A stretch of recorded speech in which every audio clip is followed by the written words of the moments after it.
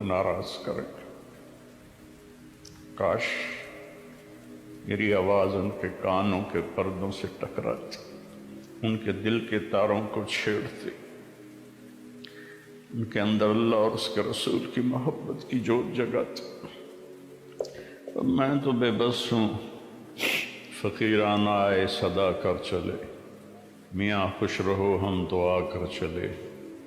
میری آپ سے گزارش ہے، نئے سال کی ابتدا گانے بجانے سے نہ ہو، شراب سے نہ ہو، فحاشی بدکاری سے نہ ہو۔ نئے سال کی ابتدا جب مجھے سر میں درد نہیں تھا تو میں یکم کی ساری رات جاگتا تھا اور ان سب کے لیے روتا تھا جو اس رات میں اپنے منہ کالے کر رہے ہوتے تھے کہ یا اللہ میں سب کی طرف سے معافی مانگتا، ہمارے بچے بچیاں ہیں بھٹک گئے، ماں باپ نے بھٹکایا کہ انہیں مشین بنا دیا، پڑھو پڑھو پڑھو پڑھو۔ کسی ماں باپ کو خیال نہیں آیا کہ اچھا انسان بنو، اچھے انسان۔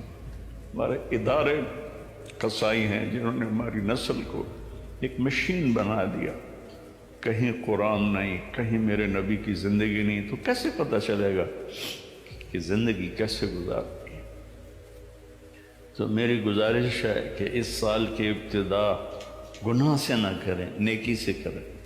ساری رات میں جاگتا تھا اور پھر سحری کے وقت میں روزہ رکھتا تھا، ان کے لیے دعا کرتا تھا کہ یا اللہ تیرے حبیب کی امت ہے، تجھے بھول گئے ہیں لیکن تجھے مانتے ضرور ہیں، تیرے نبی کو بھول گئے لیکن تجھے مانتے ہیں، انہیں معاف کر۔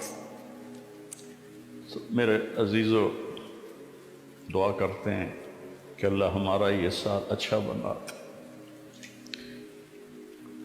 لیکن میرے بھائیو، انسان ساری زندگی زور لگاتا رہے، وہ یہ نہیں جان سکتا کہ میں کہاں سے آیا ہوں، میں کیوں آیا ہوں، مجھے کس نے بھیجا ہے، مجھے کس لیے بھیجا ہے، یہ مجھے مارتا کون ہے۔ میں تو سارے صحت کے اصولوں کے مطابق عمل کر رہا تھا، پھر یہ دل کا دورہ کیسے پڑ گیا، اور میں تو سارے حفاظت کے نظام لے کر چل رہا تھا، پھر یہ اچانک کس نے سانس کھینچ لیا اور جیتا جاگتا وجود وہ مٹی بن گیا۔ یہ وہ سوال ہیں جس کا علم انسان کے پاس نہیں، اس کے دماغ میں بھی نہیں، اس کے کمپیوٹر میں بھی نہیں، یہ اس کو باہر سے دینا پڑتا ہے، یہ باہر سے اس کو ملتا ہے۔ گاڑی کیسے بنانی ہے علم اندر میں تھا، وہ آہستہ آہستہ آہستہ آہستہ۔ میں جب 2000 میں امریکہ کا سفر تھا تو ہم ہیوسٹن کے ایئرپورٹ پر جب اترے تو 1914 کی ایک گاڑی کھڑی ہوئی تھی، وہاں 1914 میں جو انہوں نے موٹر بنائی تھی وہ وہاں ایئرپورٹ پہ کھڑی ہوئی تھی۔ وہ ایسا لگتا تھا جیسے کوئی ہمارے یہ پاکستان کا ٹانگا کھڑا ہوا، ٹانگا نہیں، گھوڑا ٹانگا ایسے، لیکن وہ ٹانگے جیسی موٹر چلتے چلتے چلتے آج کیسی موٹریں بن گئیں، کروڑوں روپے کی ایک موٹر آنے لگ گئی۔ یہ علم یہاں دماغ میں ہے، وہ لگاتا رہتا ہے، اس کو راہیں ملتی رہتی ہیں۔